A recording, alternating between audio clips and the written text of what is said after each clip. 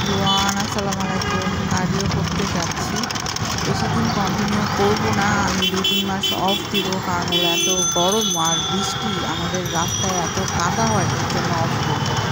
YouTube channel থেকে দেখে থাকলে সবাই সাবস্ক্রাইব করে দেবেন, ফেসবুক থেকে দেখে থাকলে লাইক অ্যান্ড ফলো করে দেবেন। সবাই ভালো থাকেন, আসসালামু আলাইকুম।